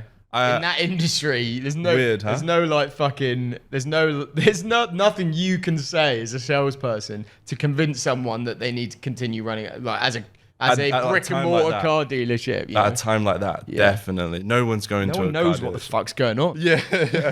So they were like, well, let's go on a pause. I tried my best, but pretty much lost all of them. And well, that's a lie. I held 2 of them.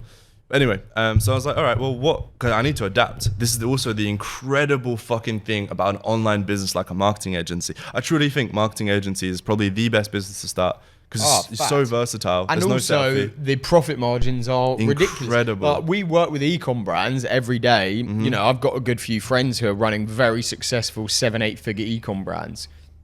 Their fucking net margins are like 8 to 10%, some of them. Fucked.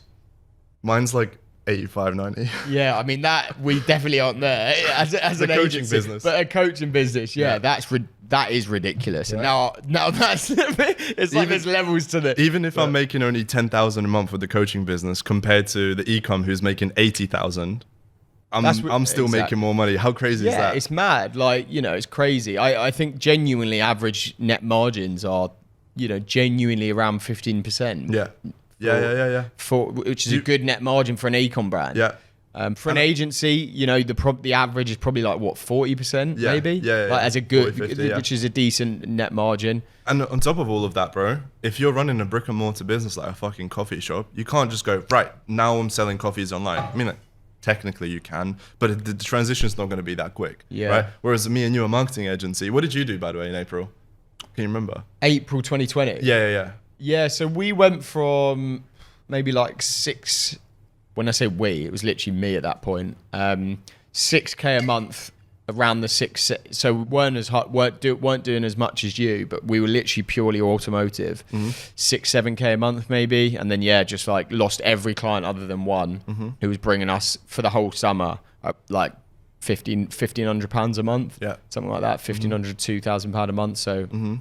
Yeah, that's where we were around that point. But that's what fucking made me, because like for me up until that point it was a lifestyle business. Like realistically, similarly to you, I was coasting. I wasn't doing any outreach. I was chilling. Like I was like, we're bringing in 5-7K a month. Like I'm paying myself too. Right now I'm happy. I was living at home at that time as well. So minimal rent. I was like following my happiness, which at the time wasn't like heavy, I want to scale this to the moon. But I remember being with Jordan Platten actually, just started filming with him when we like started getting close, and it's when his first he launched Affluent Academy, and we put that video out like that, which is it's an iconic video. I can't even lie. We spoke about it on our podcast, but when that we did that video, and I remember him saying to me then like, what's the agency doing? And I was like, mate, we're doing like 5, 6, 7K a month, like fluctuating between there. But I'm not going to lie, I'm putting no effort into outreach, and I'm very much coasting right now, and I'm happy. I'm following my happiness. Right now it's a lifestyle business. I'm probably working like 4 or 5 hours a day, and I'm happy. And I said to him, but like, mark my words, when I want to turn it up, I will. And I said, I know I will, but I'm just waiting for that time because I want to follow like where my happiness takes me. Right now I'm happy, but when I get that inkling to put my foot on the gas, I actually will. And what that was losing a lot of the business, because being comfortable can be dangerous. And then that's where I was like, right, I got to scale this now. You know, met a guy who became my head of growth in like November when we came out of the lockdown. How did you meet him? Through a mutual friend. Right. He'll be on the podcast soon, but he was my number 2 and like helped me scale the business from like A to B, really. Cool. You know, he was like my right hand man, and one thing led to another, equity situations and shit, which I'll talk about on his episode. Sure. But he ended up like leaving for another agency. Right. He got headhunted by a big agency to become and like. He's still working there now? He is, yeah. That was only like November last year. Okay. So 7-8 months ago, maybe. Yeah. So yeah, that's. Yeah, I mean it's interesting, but there's a lot that aligns with your story and mine. Very similar, very similar, bro. And it's so difficult to find that A-star player that you can just like your ride or die type of thing. Like, yes. For example, bro, literally all like for the last 2 weeks. So I literally just got back from Turkey yesterday. I was there we're there for like 6 days. Yeah, we're in Turkey for like a week. Then the week before that, I was in Paris. For like the last 2 weeks, I have not really done that much work. Well, definitely the last week, I didn't bring my laptop or anything. Didn't do any work. Mad. And the whole business was running. You didn't let him. He wanted to, but you didn't. Yeah. She was like, "You fucking." I've had that exact thing before. I slipped it in without her seeing, and it was like, "What the fuck are you doing?" I was good. Yeah. Croatia was bad. Yeah. I was what bad. good? Well, just like a few problems arose, and I just thought it's bad. It's not good. Like you need to disconnect. This is the first holiday that I've actually done that, bro. You should try. Have you ever had that? I mean, not yet. The last two, like I definitely did like the first year of my business because I didn't take it as seriously. But the last 2 years, as things have scaled, I've like got a couple of businesses now. It's like.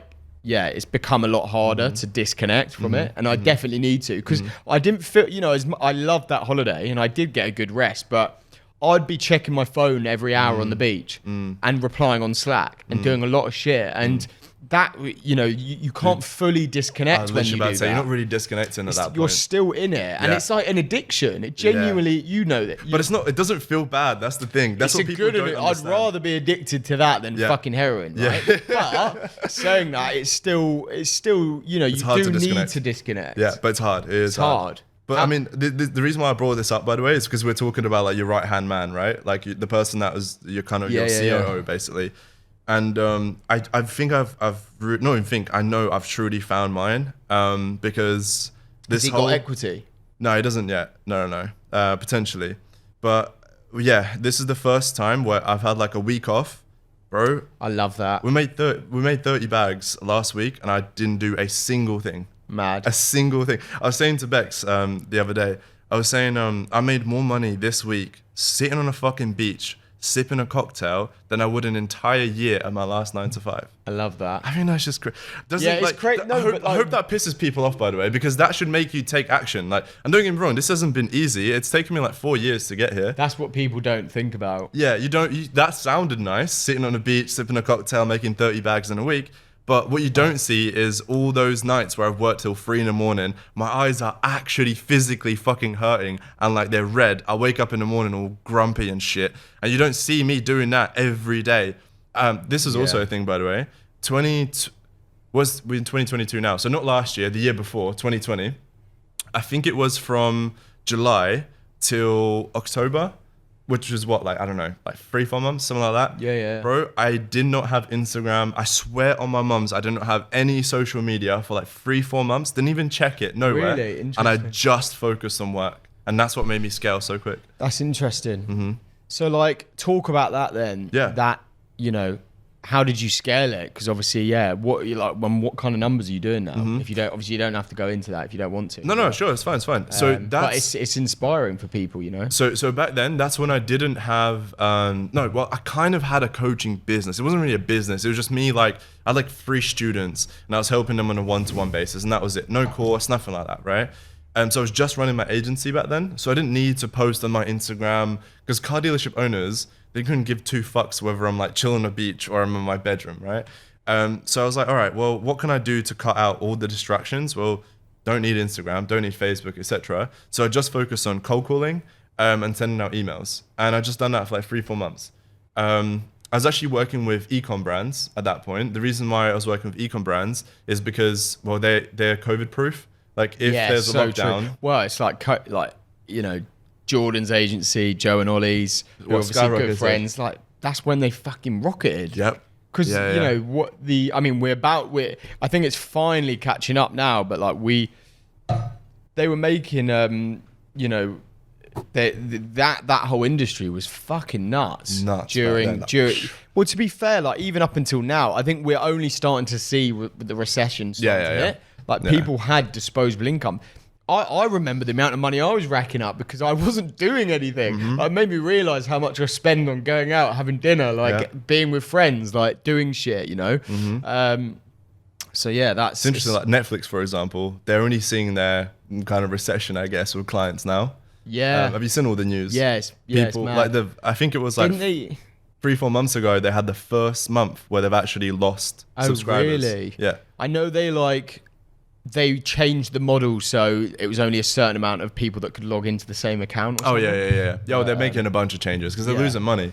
Yeah. They lost like 150 billion or something with investors' money. Yeah. Fuck. Because they got to think, all they're looking at is numbers, right? And is it going up or down? It's going down. All right, cool. Let's take money out. One investor, one hedge fund takes it out. Another one does, and then all of a sudden they're What's mad is that these fucking SaaS businesses, most of them never fucking turn a profit. Like you look at, I think it's crazy. If you look at Uber, Deliveroo, they've never turned a profit ever. They just constantly that next seed round of investment. It's a crazy model. Again, this is the thing with a marketing agency. You don't need any upfront investment to get started. You don't need any capital. As long as you're watching this on a laptop and you have Wi-Fi, you're pretty good to go. Yeah. That's all you need. Yeah. I didn't have even to this fucking day. Adcademy makes a lot of fucking money. We don't have a website. If you go to adcademy.co, we don't have a website. So they buy into more. How have you talk about that then? Like, how have you built that? Like, Adcademy? Do you run ads? Do you what's that look like in terms of that growth trajectory? Sure. Well, the main one for organic is definitely that Facebook group with 22,000 members. Like, if you just go on Facebook and you search SMMA, the group will be the first thing that comes up. Yeah. That's mad. It's the first thing that comes up. Because there's some big fucking players in the space. Jordan, Iman. And So that's probably the one in terms of organic growth. But I think the main one, bro, is just word of mouth. I swear to it, we don't run ads. Maybe at the time of you watching this, like we might be. Like soon I'm about to start running ads. That's mad. You don't run ads? No ads, all organic. We do roughly about 400 appointments a month. 400 meetings a month. Yeah, we set about. So how many salespeople have you got on those calls? Just me and one sales rep. You're running them as well. Yeah. Just me and one sales rep. So this is the whole growth team thing that I was talking about, right? What we do is we hire people who are already running an agency or looking to start one, and we train them on how to set appointments, right? Obviously for us, once they understand that and once they understand how to do that skill, they have 2 options. You can either actually get hired by us and then they get a monthly salary and uncapped commission where they can be earning up to 10 grand a month, or take that skill and just fuck off and run your own agency. It's a win-win for both of us because one, they've already set us meetings, so I'm already happy. They already got free coaching and they got the most important, the most valuable skill that you'll ever learn is how to set appointments and make sales. That's all you need in a service-based business where you're working with people. And when you're in that market already and they're, I know Jordan did the same thing. When you're technically a student of that academy, it's really authentic. If you're the person on the end of the sales call, like I'm a student here, It's not really sales at that point. It's just explaining your experience. Your experience and the value that it offers. It doesn't get better than that. Yeah, because like you said, it's authentic. Yeah. Exactly. So that's how we're scaling right now, bro. Like, we don't really need to.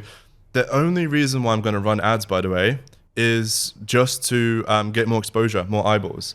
I'm probably just going to break even. Sure, I might make a couple grand, but in comparison to what we're making right now, it's not really going to be the breadwinner. Yeah. Yeah. So what's the goal? What's the end goal for you? You know, what do you see the next 10, 20 years looking like? Great question. This is something that I'm still like in two minds. So all of last year I spent traveling. All of last year, 2021, I was in the UK for a total of about a month. Like Mad. 4 weeks probably, like on and off. So like I was here for like a couple of days, I'd fly out. So most of the time I was not in the UK. I was like living the whole digital nomad lifestyle. All of last Laptop year. life. Yeah, you know. But it was actually, I loved Chad it. scaling. Chad scaling. That was me on the beach. Like, Yeah, exactly. no, I actually loved it. So I'm in two minds about doing that again. Because the flat that I've got in Manchester now, the lease runs out in August. So I have two minds, like whether stay there or just get another like bigger apartment, because it's 2 bedrooms, okay, but I want something like even bigger, and stay like in the UK, or in August start traveling. Well, funny you say that. I was about to ask you actually. Load of us going to Bali in September, in half of September into October. Me, Joe, Jordan, Ollie, Joe, and a load of ecom guys. You guys should come out. I'm there. Mate, You know, we're like gonna get a pad as well, and it's not even expensive out there. no, of course not. Yeah, Bali is incredible. Yeah, like, so come out if you want to join us. It's actually very interesting that you say that. One of my boys, Andre, which is actually, I met him at the door-to-door job. And I got him into this whole SMA thing. I got him to build an agency. He does really well now. He said for my birthday, he has already planned to go to Bali, which is October, by the way. Wow. So it makes sense. Yeah, Come, we like, and towards the end of September, like maybe like 20th, something till like October. that. We're gonna go for probably a month. Some definitely some people will go, like Jordan and Joe are just gonna go for a few weeks. Yeah. But there's a mad network out there. Bali and just looks incredible. It's just the life. Have you not been? No, not yet. It's so good. You know, it's my favorite place in the world. Oh, you've been? Yeah, it's the best few weeks I've ever had. Yeah. It's like the people are so nice. There's very like-minded people out there, you know, similar to us. There's, you know, the nightlife is insane. Obviously, the scenery, the beaches, the pool clubs, like the how cheap it is compared to what you'd pay in Marbella for a villa. Yeah. Like thousands for you know, £1,000 for a day in one of these next villas in Marbella. You know, genuinely you're getting a ridiculous villa with a ridiculous view, with a pool and an infinity pool that overlooks, you know, whole whatever, sea and and stuff. it's costing you, you know, like £60 a night. Like, it's mad. Bali Like, looks it's incredible. Crazy. Jay Wells was there for a good hot minute. He was there, yeah. That's where for he a met long his time. girlfriend. I don't know if you know that. Yeah. Them two are Butterfly sweet. effect. Yeah.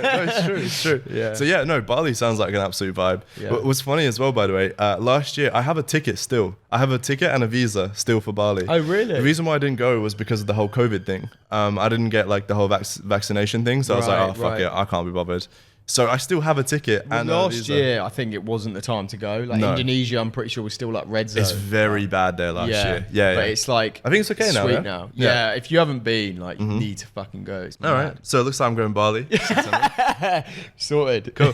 Yeah. I mean, in terms of future, like I said, my end goal is to have about, I always said 5 mil liquid. I haven't worked it out, but I just feel like 5 mil liquid is a good margin. And that's in your personal bank account. No, that's just but or just in spending. the agency. Just spending. Yeah. Sorry, not agency. Your education side. Yes. Yeah. Once I have like 5 mil liquid that I can just genuinely just spend on the clothing brand, whether I make it back or not, I don't care. That's when I feel like I'm ready to make that transition to really start a clothing brand. The vision I've got for it, I'm not gonna mention it too much because I want to keep it kind of a secret.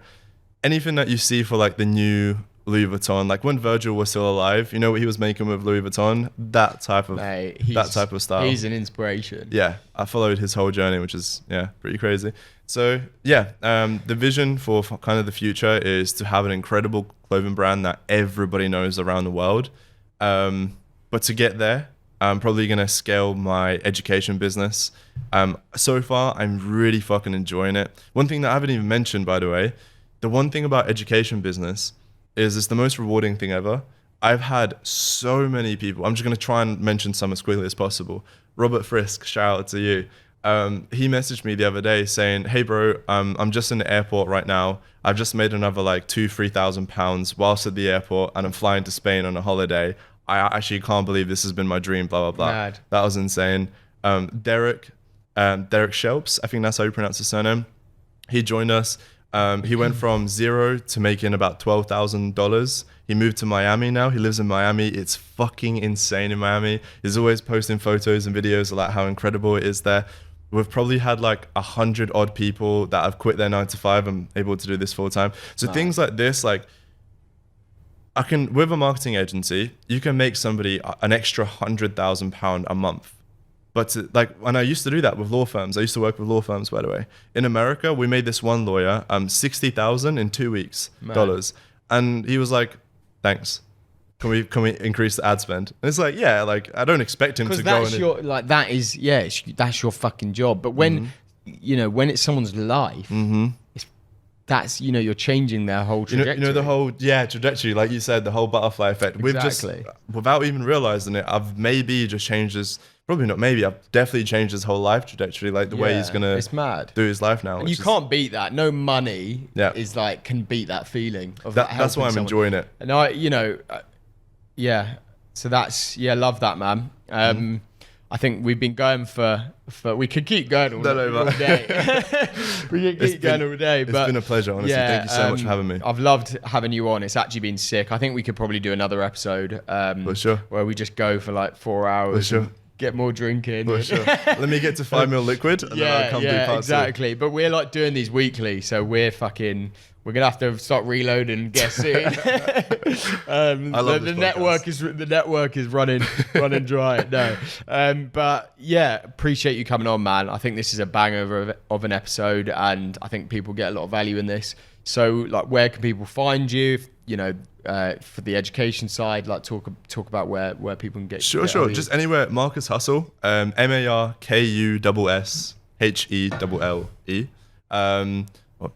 Hustle. On YouTube, Instagram. I'm gonna create a TikTok. I'm not on TikTok yet. Need to do That's that. my plan. Because you can go viral on there like that. So I'm gonna try and get on that. And the business is called Adcademy. So if you just go on YouTube and you search Markus Hussle Adcademy, you should be able to find it. Have a look at what we got going on. The Facebook group is completely free to join. It's over 22,000 people. We do like live streams. We just help people for free. The idea is that I give you free value that you can actually implement and make money with. Once you've made that money and you've got my trust, then you can actually invest with us further and scale to 50 to 100,000 a month. So if you want free advice and actual things that you can implement, check us out on Facebook, YouTube, and hopefully see you in the Academy. Yeah, nice. Thank you very much for having me. Appreciate it. Thank you. Yeah, banger of an episode. If you enjoyed this, you can find us obviously on YouTube, Spotify. Subscribe to us on YouTube, give us a like. Same as Spotify, we appreciate the 5 stars. We're growing every week, so we've got fucking big episodes lined up. Obviously, I've got my sub-series starting as well, which is about the shit times in business, which I don't think anyone's really doing. So I think it's quite a cool concept. But yeah, if you found this valuable, you know what to do. Appreciate it, and we will see you on the next one. Peace. Ciao. Wicked. Cheers, man. Cheers, man. That was a quality episode.